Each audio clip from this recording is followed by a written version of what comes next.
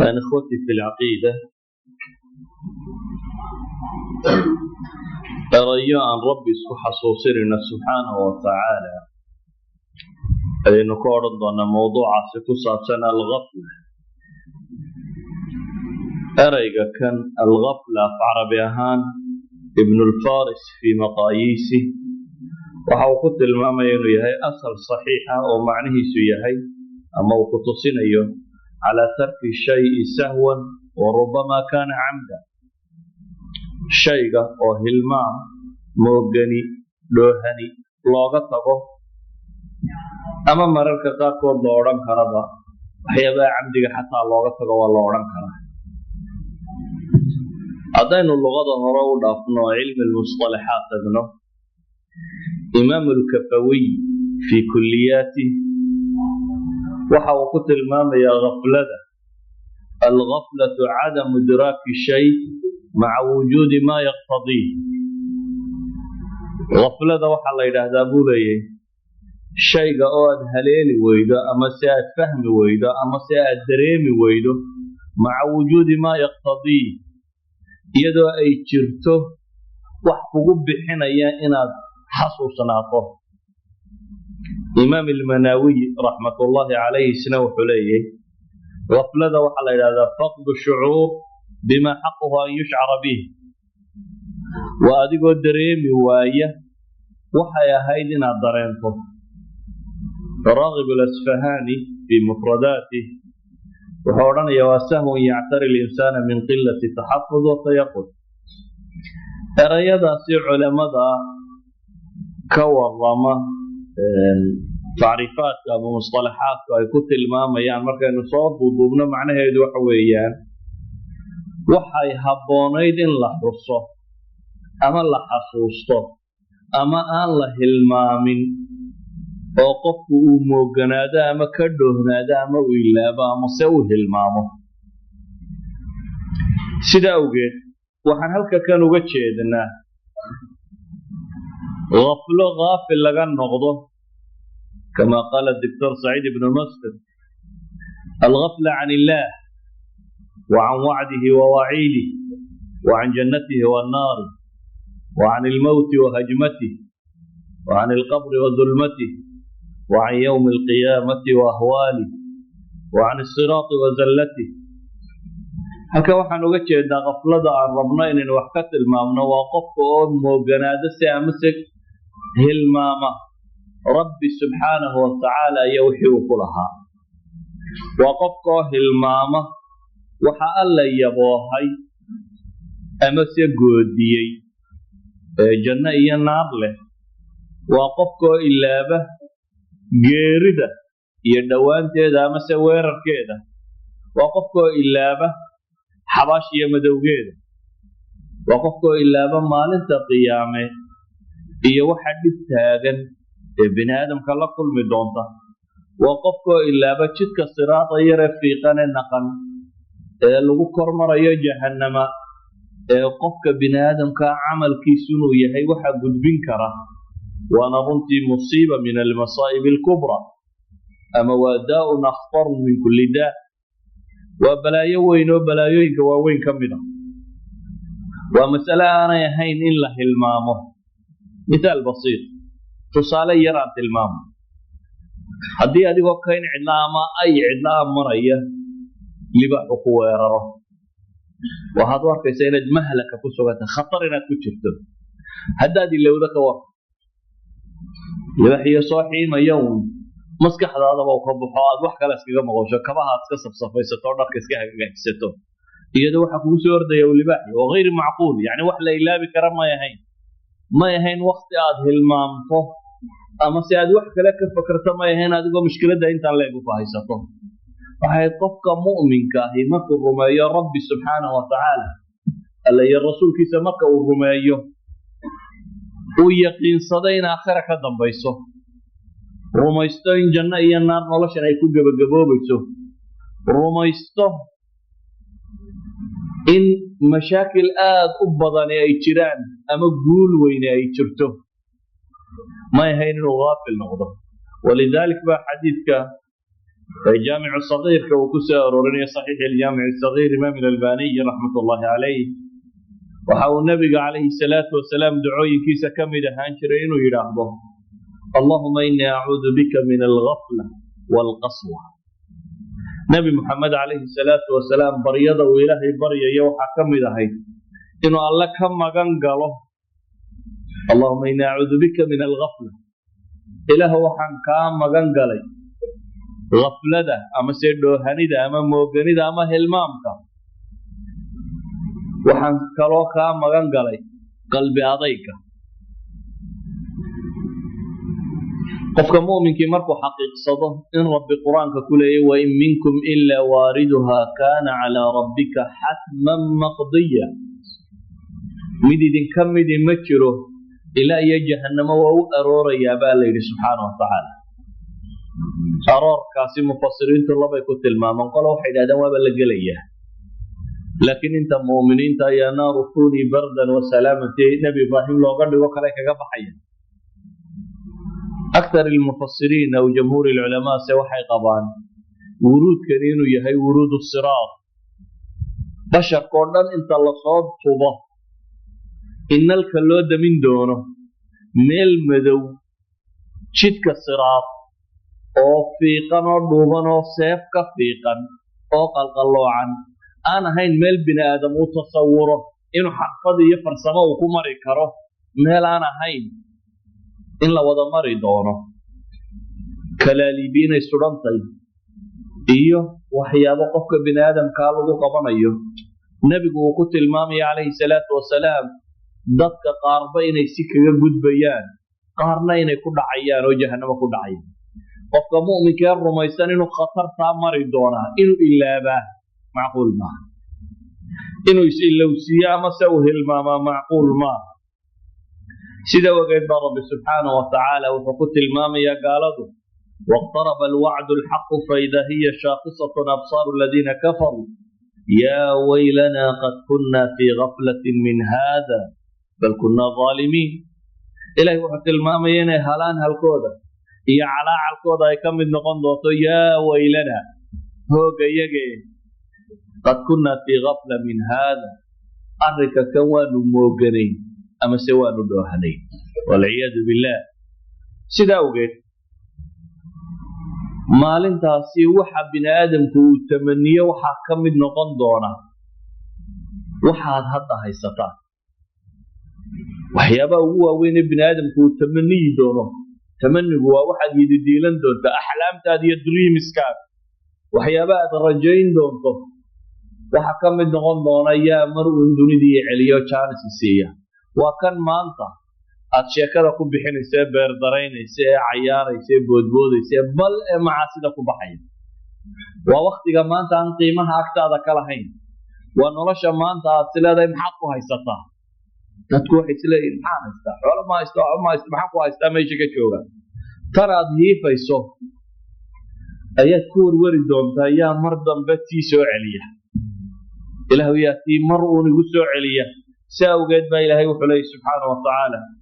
حتى إذا جاء أحدهم الموت قال رب ارجعون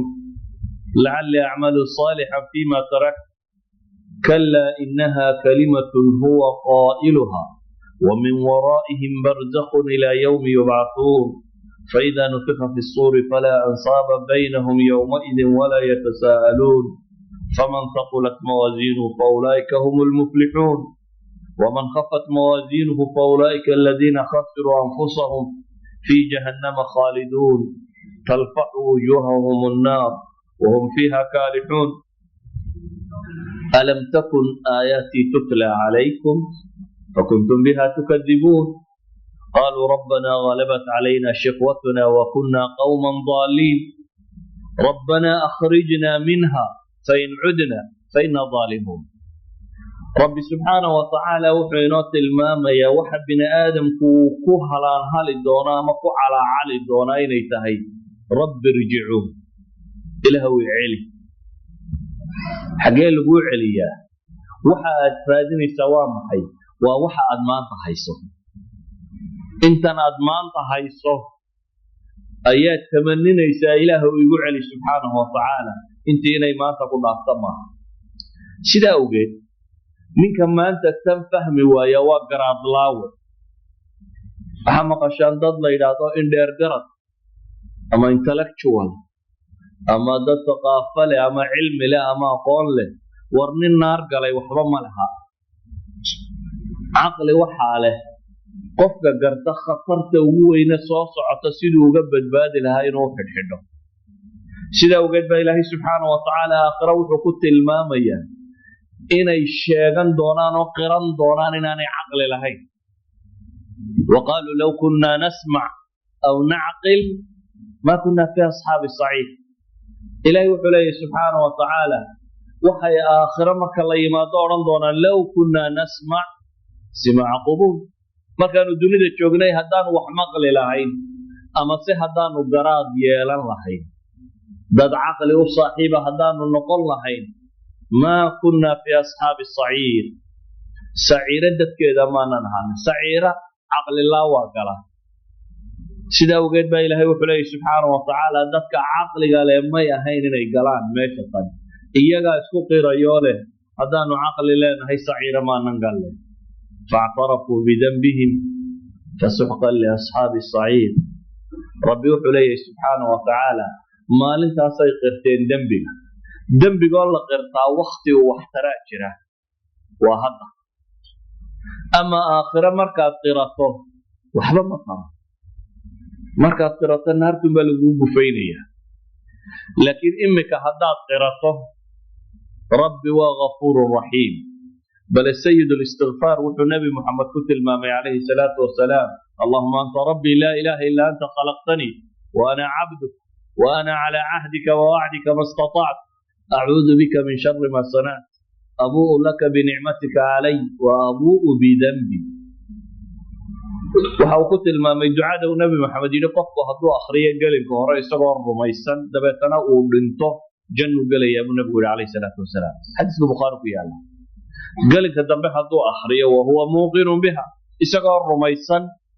oo uu gelinkaa dambe dhintana jannu gelayaa buu nebigu leeyahy calayhi salaatu wasalaam. ducadu maxay tilmaamaysaa? waxay sheegaysaa inuu qofku rabbinimadiisa ogol yahay,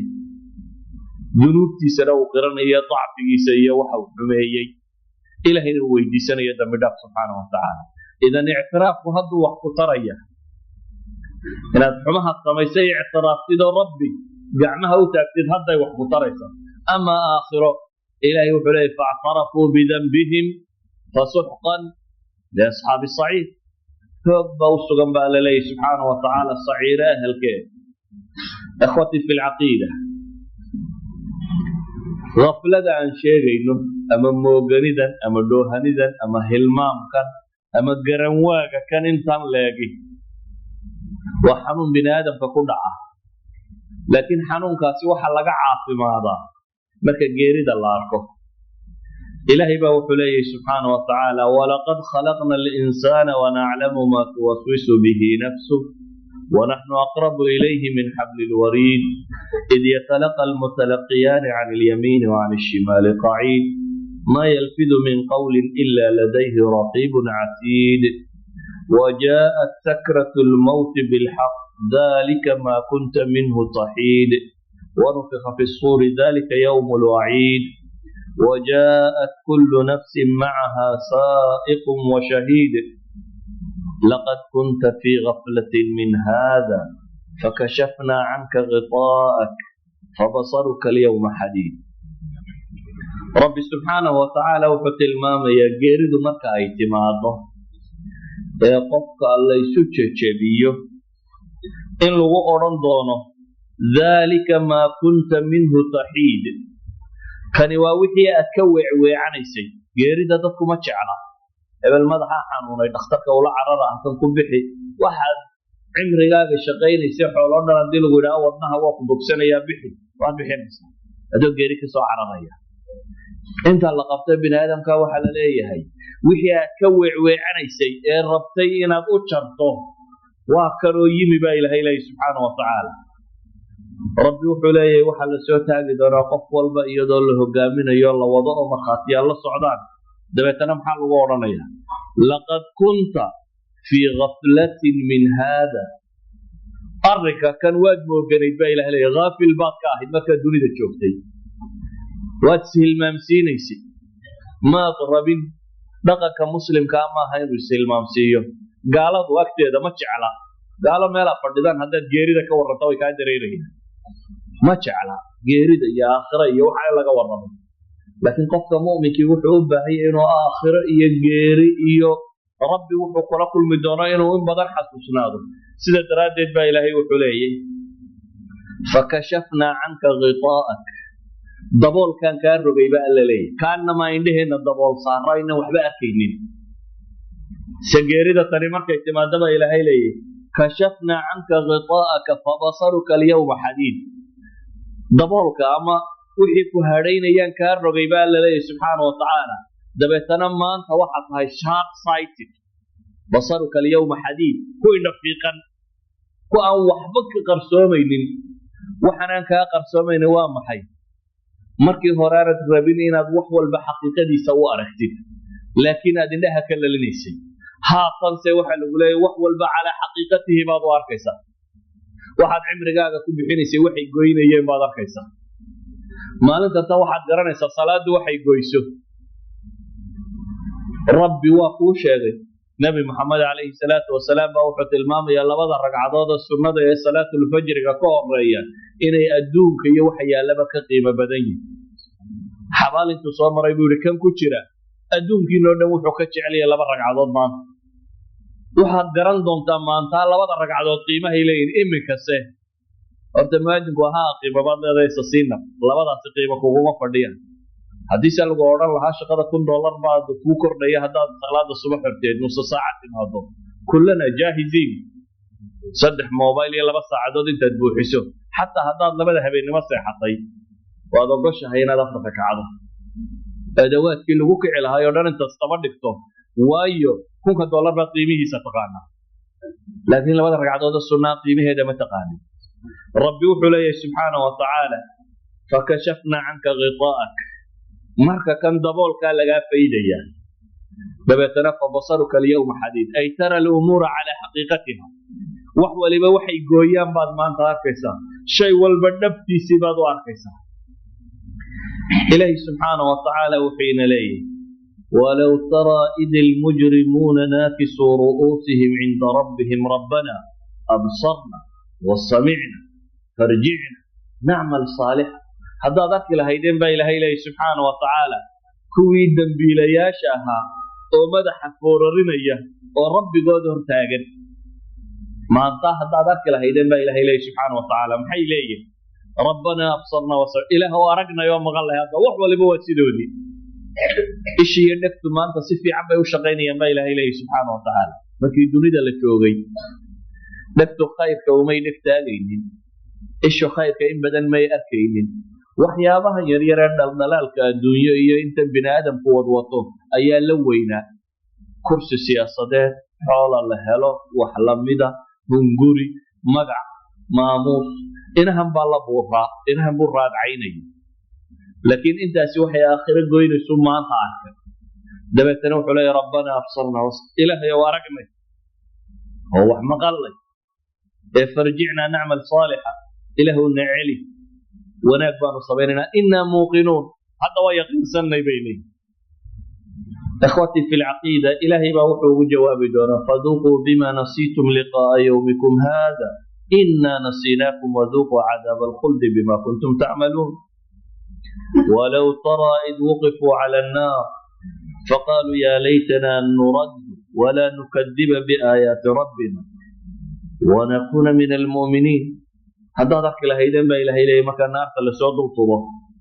oo ay yidhaahdaan yaa laytana nurad yaa laytana xarfu tamani jeclaan lahayne armay dhacda bay leeyihin maana la celiyo waanan ilaahay beeninin bay tamaninayaan laakin you have the chance now haddaad waktiga haysataa al'aan ayaa fursadu ina hor taallaa haddaynu u baahanay intaynu hadhow calacaali lahayn oo aad ku calacaali lahayd maa lay celiyo yaanan wax beeninina iminkaad u baahantay inaad wax beenin iminkaad u baahantay inaad mu'min dhaba noqoto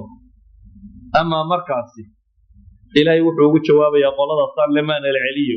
بل بدا له ما كانوا يخفون من قبل با إلهي لي حتى وحا وغضي وحي مركي هوري قرينيه وحي أنا أركين بايمك موغضي با إلهي لي أخوتي في العقيدة waxay noo baahanay marka wax walba inaynu xaqiiqadiisa u aragno inaynu ghaflada ka baxno inaynu garanno nolosha adduun qiimaha leedahay waman xayaatu dunya ila lacibun walahwun waladaaru laakhirati khayru liladiina yattaquuna afala tacqiluun inaynu garanno haafil qofka aakhira iyo waxa jira moogani ama se hilmaamsiiya ما هنونه سيدا وقيد بان رب سبحانه وتعالى وحط المامية ذلك بأنهم استحبوا الحياة الدنيا على الآخرة وأن الله لا يهدي القوم الكافرين أولئك الذين طبع الله على قلوبهم وسمعهم وأبصارهم وأولئك هم الغافلون رب سبحانه وتعالى وحط المامية الدون ككتش على استي آخرة إلا بيت كدبنا إلهي وحليه سبحانه وتعالى قلبي قال لنبابيا هي إشي يا أرقب وحبا مقلي مايا وحناكي مايا محاكي لي سبب أولئك هم الغافلون با إلهي إليه سبحانه وتعالى غفلة مرك وسجن للقلب غفلة وإن القلب قاق حبسك أودرته وإن القلب قاق حبسك أودرته سيدا وقد با إلهي وحليه سأصرف عن آياتي الذين يتكبرون في الأرض بغير الحق وإن يروا كل آية لا يؤمنوا بها وإن يروا سبيل الرشد لا يتخذوه سبيلا وإن يروا سبيل الغي يتخذوه سبيلا ذلك بأنهم كذبوا بآياتنا وكانوا عنها غافلين وحنوبها نمر ishu wixii loo baahnaa inay aragto hadday arki weydo dhegtu wixii loo baahnaa inay maqasho hadday maqli weydo qalbigu wixii loo baahnaa inuu weelayo hadduu weelayn waayo waa dhib ilaahay baa qur-aanka wuxuu ku leeyahay jahannama duul baanu ugu talagalnay jin iyo insiba ka mid ah ahlu naarka maxaa u calaamada marka وحاو علامة رب لي لهم قلوب لا يفقهون بها ولهم أعين لا يبصرون بها ولهم آذان لا يسمعون بها وحي إلهي سبحانه وتعالى وحي إلهي قلوب أنا وحكو فهمين وحي إلهي إنه أنا وحكو أرك وحي إلهي إنه أنا وحكو مقال معنى هذا ما أهين أنا وحنا أركينين وحنا فهمينين وحنا مقلينين waxa weeyaan waxay ka soo dhaceen darajadii bini aadamnimada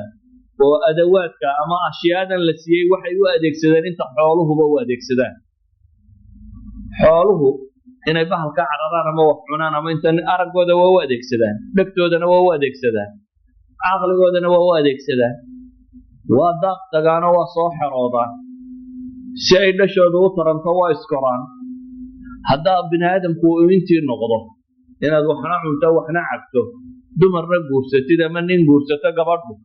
inta xayawaankuba uu yaqaana walaqad karramna bani aadama baa ilaahay ku tilmaamay idan waa inaad darajada xayawaannimada ka kor martaa waxaad ka kor maraysa haddaad mustaqbalka garanayso iyo makhaatirta iyo mushkilaadka kugu soo socda sida awgeed ilaahay kuwa wuxuu ku tilmaamay caqli iyo garaad iyo wax faham iyo wax maqal iyo wax aragtoona inaanay lahayn dabeetana ilaahay wuxuu yidhi ulaa'ika kalancaam kuwani waa xooloo kale markaas haddana layidhi bal hum adal waa ka liitaan waa xooloo kaloo adawaadkan intay u adeegsadaan waa inta xooluhu u adeegsadaan waa ka liitaano de iyagu bini aadan bay ahaayeen waxaa la rabay inay xoolanimada ka sarreeyaan mar haddii ay ka sarrayn waayeen iyagoo ilaahay siiyey subxaana wa tacaala wixii ay kaga sarrayn waayeen waxay kaga sarrayn lahayn iyadoo alla siiyey waa liitaan sidaa awgeed uma baahnin garaadkeenna iyo aqoontaada iyo raganimadaadu inay noqoto sidaad wax u cuni lahayd ama sidaad wax u cabbi lahayd ama sidaad mara u xidhan lahayd ama sidaad gabadh u guursan lahayd hadday aqoontaadu ku soo ururto oo aqoon liidata aqoontu waxay ahayd inay u tallowdo حتى سريس حتى حيوانك القرآن كوحو أديك سدا مركب بشر كالغط المامو وامروا بنا آدم نمديسي يسكري عمل لبيي منك عالمك يعني دين تكون من بربر عراري إلهي وحقت المامي كالكلب إن تحمل عليه يلهث أو تتركه يلهث أيبو لم يجيهي هداد إريدنا عرف الله دين وحراريون هداد كده يسنا وحراريون بإلهي سبحانه وتعالى وذات في كتاب قدنا عرضي ربي سبحانه وتعالى عامد دين تسكتك مرتوح وحقت المامي كأنهم حمر مستنفرة فرت من قسورة دمير فرو لباحر يدي او أرضي وكالي لمدين بإلهي دمير فرو هو ديريا بقاها ندي هدو اللي بحكسو عرارين وحقو أرجو دونا لتلمامي عامد يصدق مرة يسير ربي كتشيستين وحلقو تلمامي دمير عرارين لمدين وذلك كتابك حمبارتين أيام فائدة بدأكو قبين وحلقو تلمامي دمير بوغاك لصاري إلهي سبحانه وتعالى وحقو تلمامي لمدين إذن مركز توقفك بني آدم كي عقلك يا قراتك يا مقلك يا أرقك لسيي وربك عابد كروايو أما سي النار اسكغا إلى كروايو ومشكلة دي هو وين إذا عالم هو النار غنيمة دي هو وين إذا نوا الجنة يا رب عرفت دي لبدي وحي هو وين هداد لومي الصف معناه دو حويان حولها تكليدتها xoolo ma gaadhid ee waa ka hoosaysaa darajadii bini aadamkana hoos baad uga sii dhacday waayo gaaladu darajadaasi markay ku dhacaan ilaahay baa wuxuu leeyahay yaclamuuna ظaahiran min alxayaati dunya wahum can ilaakhirati hum gaafiluun nolosha muuqaalkeeda saray garanayaan baa ilaahay ama badda quusama cirka duul waa the same life نلش موقال كذا صري قرنا يا إلهي سبحانه وتعالى وهم عن الآخرة هم غافلون آخرة غفل باك رسولين بار رب الله وموجي فحين وبهن مكة اقترب للناس حسابهم وهم في غفلة معرضون وأنذرهم يوم الحسرة إذ قضي الأمر وهم في غفلة لتنذر قوما ما أنذر آباءهم فهم غافلون وحيgu wuxuu u soo degay inuu qaflada ila qaado inaynu nolosha si dhaba u aragno inaynan ilaabin wixii mudnaa in la xasuusnaado haddii aan ku tilmaamay qafladu inay xanuun tahay khaatirta markaad u tagto xanuunka waxaa jira waxay yidhahdaan symptoms acraab wax lagu garto qofku inuu xanuun karayo markuu kanaaca ku haysto marka afku ku qadhaadhaado ee margiyadu ku xanuunaan ee xumadu badatay caynkana waxa marka ku akhrida dhakhtarku uu yiraahdaa yes kanaaca haysa alla siiyo kinin kanaaco adu kanaaca ma sheegin laakiin waxaad sheegtay maxay acraab tilmaamaad sheegtay tilmaamahaas wuxuu ka fahmay dhakhtarku xanuunkaagu inuu yahay kanaaco tilmaamahaad sheegtay wuxuu ka fahmay xanuunkaagu inuu qaaxa yahay tilmaamahaad sheegtay wuxuu ka fahmay xanuunkaagu inuu nooca yahay tilmaamaha jira haddaad ku aragtid aad khatar ku sugantahay qafladii waa soo socotaay islaala maxaa ka mid ah qaflada calaamaadka lagu yaqaano waxaa ka mid ah takaasul can itaacaat hadaad aragto qof oo ka caaj haddaad naftaada aragto iyadoo marka cibaadada iyo taacada lasoo qaadana ay caajis iyo wahsi iyo hamaansi bilaabayso marka sheekada iyo hadaltirada iyo turrogta la wadana aad nashiid iyo qof firfircoon oo soo jeedo aaraa badan oo hadal fiican oo warramaya aad noqoto ogsoonow xanuunku bilowgu kugu yihi waa wax ka mid ah acraadi sida awgeed nabigu calayhi salaatu wasalaam axaadiistiisu waxay tilmaamayaan wax xaqiiqan u eg مثلا القرآن كإلهي وحلاه منافقة مكي لسفينه ولا يأتون الصلاة إلا وهم كسالى ولا ينفقون إلا وهم كارهون وإذا قاموا إلى الصلاة قاموا كسالى يراؤون الناس ولا يذكرون الله إلا قليلا إلهي وحط المامة سبحانه وتعالى الصفة munaafiqnimadu qalbigay degtaa garan maysa adigu qofku ma munaafiq ba ma mu'min ba waxa qalbigiisa ku jira laakiin munaafiqnimadu markay qalbiga degto acraada symptomska xumada ka muuqanaysa aad ku qiyaasaysa aad oranaysa kari waa xaga ku sii janjeera waxa weeyaan ba ilaahay yiri la yatuna salata illa wa hum kusala salaada ma yimaadaan iyagoo caajisa oo ay ku dhibtahay mooyaan halkii nabi maxamed calayhi salaatu wasalaam salaadu ay ahayd markay dhibtu qabsato meeshuu maciinsadaba arixna biha ya bilaal laha istaciinu bisabri wassalaa ilaahay quraanka ku tilmaamayay bal nabigu calayhi salaatu wasalaam iyagoo dagaal ka soo noqday oo saxaabadu soo socotay ayay meel degeen dabeetana waxa la yidhi salaadii subax yaana inaga tegina yaa ina ilaalinaya yaa salaada inoo ilaalinaya ciidanka inta kale iska seexatee bilaal baa yidhi ilaahay rasuulkiisa ana gaarka qabanaya ana salaada ilaalinaya waa la daalay dagaal baa laga yimi muddo la socday waa goor dambe bilaal baa wuxuu yidhi aniga idin ilaalinaya iska seex dadkii baa seexday bilaal la fadhigu ku gamaysna cadceedii baa soo baxday nabi maxamed calayhi salaatu wasalaam baa indhaha kala qaaday iyadoo cadceedii soo jeedo dabeetana dadkii baa kaakacay bilaal baa la yidhi maxaa dhacay weedha ilaahay rasuulkiisii oo allihii naftiina qaadaanan tayda qaaday anuu waa fadhiyo soo jeed waan islahaay waa annaga ila tagtay dabeetana nabigu wuxuu ku yidhi calayhi salaatu wasalaam taxawaluu can makaanikum aladii asaabatkum bihi alghafla waar meesha tan ghafladu inugu haleeshay inaga rara buu nabigu yidhi xataa kuma tukanayn bal meeshan inaga raro meel kale oo aan ghafla inugu haleelin nabigu muxuu ghaflo ku tilmaamaya calayhi salaatu wasalaam hal habeenoo dagaal laga soo baxay oo lasoo lugeeyo dhibi timi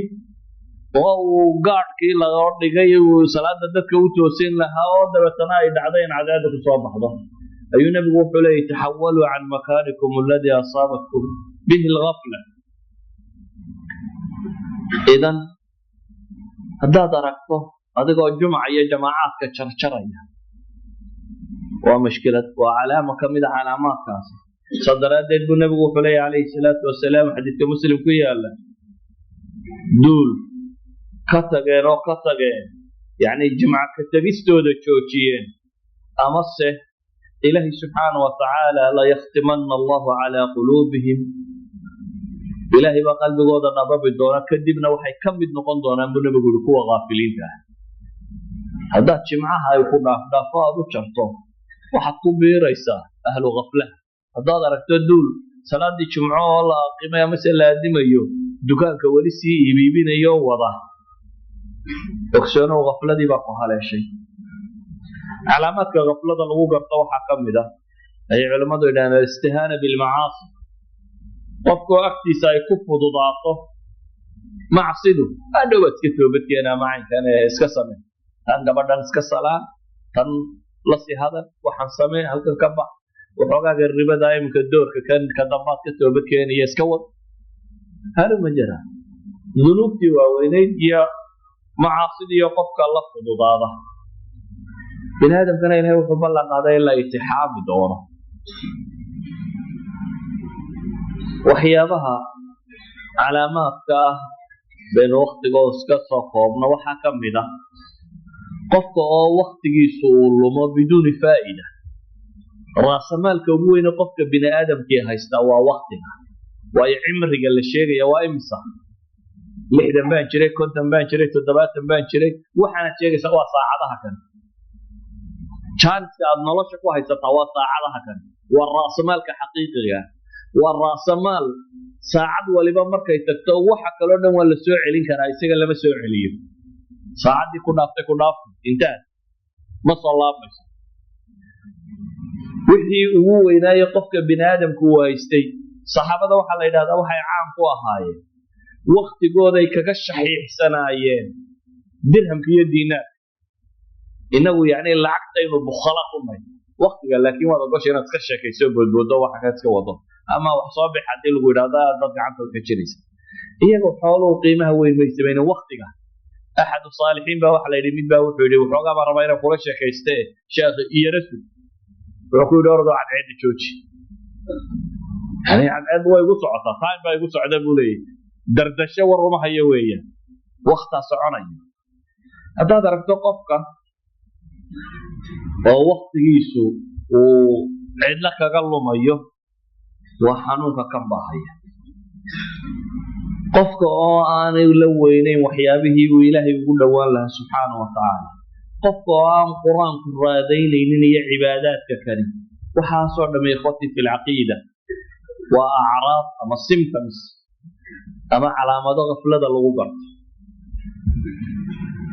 وحين كل اسويدين محاصرة الله من كان اخترت ما قالوا ولا كان عايسة laabka markuu ku diray dhiigka qaade la eego waxba jira ay oranayaan waxba jirkiisa ku jiro waxa wuxuu sababay inuu xaqani yani asbaab baa jirta kaneecanimadu maxaa sababa ahlan sababta ugu weyn waa al-jahlu billahi wa bi kitabihi wa bil islam wa qofku jaahil ka noqda Allah subhanahu wa ta'ala iyo kitaabkii uu nabi maxamed u soo dhibay alayhi salatu wasalaam iyo risaaladii loo soo dhibay qul hal yastawi al-a'ma wal basir indhooliyo miyay siman yihiin baa ilaahay ku inaqaba maxaa u dhaxeeya de aragtaa u dhaxaysa jahliga iyo cilmiga aragtaa u dhaxaysa wama yastawi al-a'ma wal basir wala adh-dhulumat wala an-nur wala adh-dhill wala al-harur waxyaabaha sababa qaflada waxa kamida صاحبada xun dad bima rabtayna ka tagto dadkiisa ka tag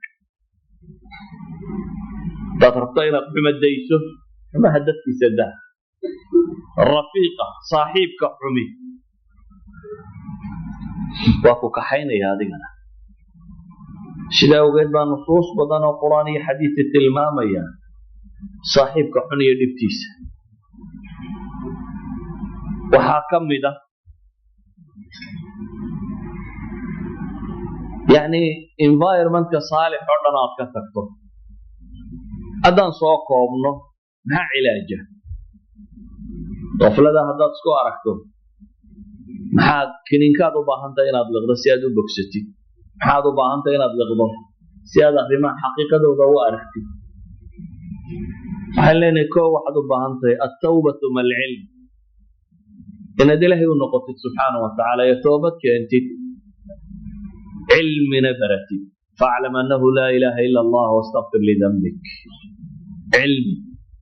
توحيد برتي رب برتي عذاب برتي جنة أغاتي نار أغاتي قيامة أغاتي وحا هول يلب بيقرتي وحوى الباطيمي سحقيقي برتي وحين وبهنا إنه إيمانك عصبان يسينه نبي عليه الصلاة والسلام وحتى المام إيمانك ينو قبوبه سيدا مرض الدشينا وقبوده دبتنا إلهي وحاو إدي ستابونا بقولين إلهي إيمانك إنا عصبان يسيه إيمانك هذا إنا عصبان يسيه وحا عصبان يسيه وما له وعد وكالصعده ما يشدين تلوها هي عبادات وحا عصبان يسيه وحدو باهنت إنا دوك خير كالوها هي دك ونكسن راعدي إلهي والنبي محمد الله الضياء عليه الصلاة والسلام ربي تبارك وتعالى والنبي يسي الله الضياء وحليه واصبر نفسك مع الذين يدعون ربهم بالغداة والعشي إلهي باوح النبي وحليه نفط هذا وحا كصبر سيسا إن الدجوكتو أدل قاتل لدى قنتد مع الذين يدعون ربهم بالغداة والعشي يريدون وجهه ولا تعد عيناك عنه تريد زينة الحياة الدنيا ولا تطع من أغفلنا قلبه عن ذكره إلهي باوح النبي سكولي انت ونأكتن لفردي نفط هذا كصبر سيكو وقالن هوريا قالن دنباب الرب قوت بصي يا بريا إلهي وجهي راد عينك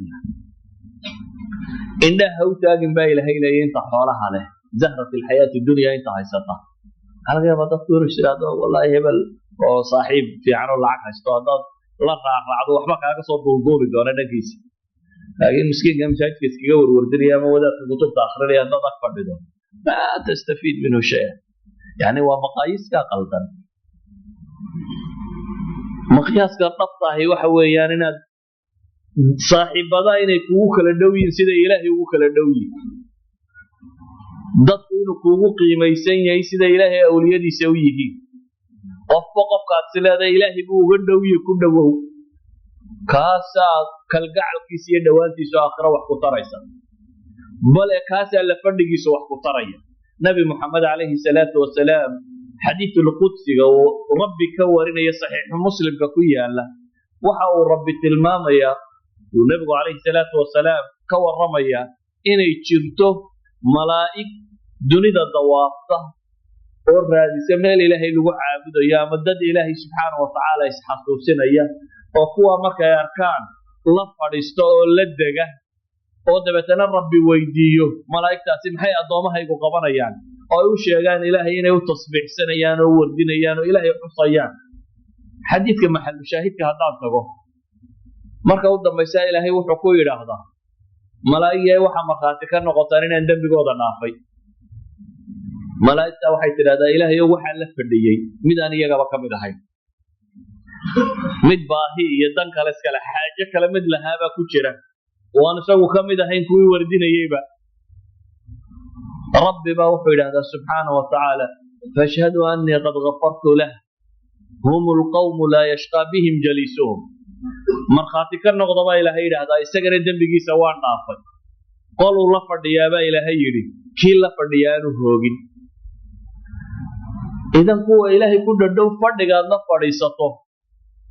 ayaa ilaahay dembigaaga ku dhaafi karaa hum lqawmu laa yashqaa bihim jaliisuhum baa rabbi leeyahy subxaana wa tacaala waa duul cidda la fadhiisataana aanay hoogin waxaad u baahan tahay dhulka khayrka inaad ku dhowaato aanaad ka fogaanin nabi maxamed wuxuu leeyahy calayhi salaatu wasalaam xadiidka tirmidi warinayay sheekh alalbani saxiix ku tilmaamaya man badaa jafa waman itabaca sayda gafal waman ata sulطaana iftatan nabigu wuxuu yihi calayhi salaatu wasalaam man badaa jafa ninka reer miyiga noqda waa adadkaada waa nolol adag nolosha baadiyo wuxuu kaloo nabigu yihi calayhi salaatu wasalaam waman itabaca sayda gafal ugaadhsataduna gafla ku dhacda buu nabigu yihi ugaadhsatadu dee meesha dadkuba wuu ka tagaa ila waa nin ugaadh raadinaye meel ugaadhi joogto bahal meeluu ku noolyuu raadcaynaya isagu markaa siduu ugaadh raadcadeed ugu jiro jamac iyo jamaaca iyo meel lagu cibaadaysanayaba uu ka dheeraadaa akhiiran waxa ku dhacaysa maxay gafla buu nabigu ku tilmaamaya mooganidii ama dhoohanidii baa ku dhacaya dee hadda ugaadhii berigii hore ee reer miyiga bahalkan la dabagalahaye ugaadha iminku waa doolaarkan iyo waxa kale dadku say lacag ulu raadinayaan ba ilaahay bay ilaabaan lacagi halkay gashayba waa laga dabagalay haddii talyaaniga lagu sheegay haddii maraykan lagu sheegay dunida dabadeeda haddii lagu sheego lacag waa sahankeed hadduu warkeedu ku soo gaadho waa la daba socdaa idan hadduu noloshaadu noqoto sidii lacag loo heli lahaa qad gafalt waa sayd cusub waa ugaadhsiga casriga ah ee waktiga ka jooga ninka uun boqorka iyo agagaarkiisa ka fogaan waayana waa imtixaan maabuu nabigu yidhi calayhi salaatu wasalaam sultaanka iyo madaxda iyo intanuu ninka isku nanabaa inta badan iftatan buu nabigu leeyahy calayhi salaatu wasalaam waa imtixaanma waxaynu u baahanay marka si aad gaflada uga baxdo muqaatacatu rufaqaa'i suu dad xunka iskaga tag dadka fiican ku dhadhowow si aad gaflada uga baxdo ilaahay dikrigiisa badi xuska alle subxaana wa tacaala iyo baryadiisa badi dadku waxaad moodaa baryadu inay iskagaba yartay baryada ilaahay badiya subxaana wa tacaala badi xuska aad ilaahay xusayso subxaana wa tacaala qur'aan akhri cibaadayso wardi dikri aayaad akhri yacni nabigu calayhi salaatu wasalaam wuxuu inoogu sheegayaa ilaahay dikrigiisa iyo xuskiisa wax aad u fadli badan oo tiro badan waxaynu u baahanay inaynu badino saa daraaddeed baa ilaahay qur-aanka wuxuu ku leeyahy wadkur rabbaka fii nafsika tadarrucan wakhiifa waduuna aljahri min alqawli bilguduwi walaasaal walaa takun min alghaafiliin baa ilaahay war ilaahay xuskiisa badiya aad naftaada ka xusayso alle subxaana wa tacaala gelin hore iyo gelin dambe iyo wakti walba alla xus ولا تكن من الغافلين بإلهي كوة دوهن أمام موغن أمام هلمانسان أكمل دقن نبو عليه الصلاة والسلام حديث إمام الترمذي ورنا يشيخ الألباني حسن قتل المامون وحاو صامري هوانو وحقويري عليكن بالتصبيح هوانو عليكن بالتصبيح أي لزم التصبيح هوانو لازمة تصبيحنا هي التهليش هي التغذية وردك اللازمة وفرها قتر صدى فإنهن مستنطقات آخرة مرخاتها لقلين ياي ولا تغفلن بنبغون ورهي دمر وغافلها نقننا هاي إلا بنا إلهي وردقيس إن الله حسطان هاي إلا بنا وهذا الله إلا ودان نحرستا إلا ودويا وحاو نبغي عليه الصلاة والسلام من قرأ 10 آيات في الليلة لم يكتب من الغافلين هبين جنك طبعا آيات أخرية لغما قرأكوا غافلين تاه بقال آيات أنك أخريانا قانتين تالغوا ضرابون بولكوا خشوع سن وهي صحابة دي النبي عليه الصلاة والسلام ورد جودة هي الذكر جودة هي الصلاة جودة هي القرآن ومرر بدل سكمت قرابة هاي إنه حقا بين القرآن أنت إنه يرى أخذ الرأس كتجنا أما يربي وقعمك ورد الناس كتجنا نبي محمد عليه الصلاة والسلام صلاة صناعين توقعه أي قرابة 5 6 أجزاء وكل دور ركعة وآخرين هل ركعوا تاجي أيوه آخرين يا محي شنجس الإحجس إننا تراويح ورنجس قالوا آخرين محينا قاعد على سبضة سنوا ركعة واحدة أيوه أنت أكو آخرين مركز صحابي حديث يوريني ليه أنت يتجدا إلا بوقوع سنة ومحو آخرين سبحان ربي العظيم تاين ونقال هو وردني سواء أذكر بقوع سن أي وردني أنت إلا جو سجود سنة محو آخرين سبحان ربي الأعلى ذا سو آخرين هو وردني صلاة ديسي ورد ديسي حسب ديسي قرآن كا وحي بميل بسوقي waxaynu u baahanaynaa inuu ilaahay subxaanahu wa tacaala xuskiisa badino oo dikriga iyo ducada siiba waqtul ghafla nabigu calayhi salaatu wasalaam waxaa jira xadiid xasan culimadu ay ku tilmaamayaan ducaa suuqa xadiidkan sheegaya waxa uu nabigu yidhi calayhi salaatu wasalaam qofka subaxi suuqa markuu gelayo yidhaahda laa ilaaha ila allah waxdahu laa shariika lahu lahu lmulku walahu alxamdu wa calaa kulli shayin qadiir yidhaahda waxaa loo qoraa buu nabigu yidhi 1000 xasana waxaa laga masaxaa 1000 sayi'a 1000 gama taqaano luqada carbeed waxaan hadda milyuunka la yidhaahdaa kuma jirin 1000 waa kun lagu dhuftay lagu dhuftay waa maxay waa 1 milyan hal duco oo sadar ka yarba haddaad akhrido kun dambina lagaa masaxaya هل مليون ودنبنا لقى مصحية هل مليون أجرنا هذا لكن واحد علماء هذا هو وقت الغفلة وضبط ما حليله دكان كيا الرزاق يا فتح بلعبه هنقول ما بلعبنا شقة مرة هنقول ربي بدك وانت بدن ووقت يده إلا بان لكن سوق مركز جلسة هذا كل بلوضه وحنا قلت المام يا وحكا أوقات الغفلة نبي عليه الصلاة والسلام قلت المام يا عبادة الضبط إلي ما دان وقت الهرج أو وقت الفتنة وقت الدلك يدعي يبوك يدباتوي بجران قفك عبادة يستاه وكهجرة إلي أبو نبول هجرة أنك ليس هجرة رقم والهجرة تجب ما قبلها دي حديث